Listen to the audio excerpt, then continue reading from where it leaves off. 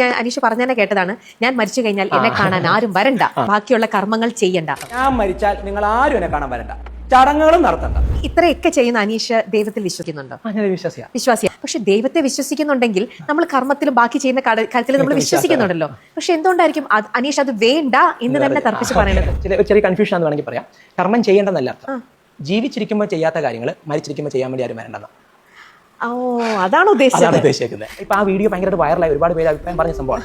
അതായത് നമ്മൾ ഹോസ്പിറ്റലിൽ നിൽക്കുന്ന സമയം നോക്കുക, ഒരാൾ മേലെ കിടക്കുന്ന സമയത്ത് കൂടെ നിൽക്കാൻ ആരും കാണത്തില്ല. അപ്പൊ ആ സമയത്ത് ചോദിക്കുമ്പോൾ പറയും, അയ്യോ ലീവില്ല, സമയമില്ല, തിരക്കാന്നൊക്കെ പറയും. ആൾ മരിച്ചാലോ പിന്നെ 16 ദിവസം വീട്ടിൽ വന്ന് നിൽക്കുക, അടിയന്തരം വരെ. അപ്പൊ എങ്ങനെ ലീവ് ഉണ്ടായി? അപ്പോഴെങ്ങനെ സമയം ഉണ്ടായി?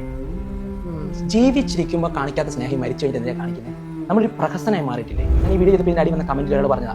ശരിയാ സാറ് പറഞ്ഞത്. എൻ്റെ ബാപ്പ ജീവിച്ചിരുന്ന സമയത്ത് ഞാൻ ചോദിച്ചപ്പോൾ ഒരാളും സഹായിക്കാനും വന്നില്ല, കൂടെ നിന്നില്ല. മരിച്ചു കഴിഞ്ഞപ്പോൾ കുറേ പൈസ കൊണ്ടുവന്നു തന്നു. ഈ പൈസ ബാപ്പ ജീവിച്ചിരുന്ന സമയത്ത് കിട്ടിയിരുന്നെങ്കിൽ, ബാപ്പയ്ക്ക് സമയത്തിന് മരുന്നും ഫുഡും മേടിച്ചു കൊടുത്തിരുന്നെങ്കിൽ ഒരുപക്ഷെ ബാപ്പയും എന്നോടൊപ്പം കണ്ടത്. നമ്മൾ ജീവിച്ചിരിക്കുമ്പോൾ വേണം സ്നേഹം പ്രകടിപ്പിക്കാൻ. സ്നേഹം ആവശ്യമുള്ളപ്പോഴാണ് സ്നേഹം കൊടുക്കണ്ടേ.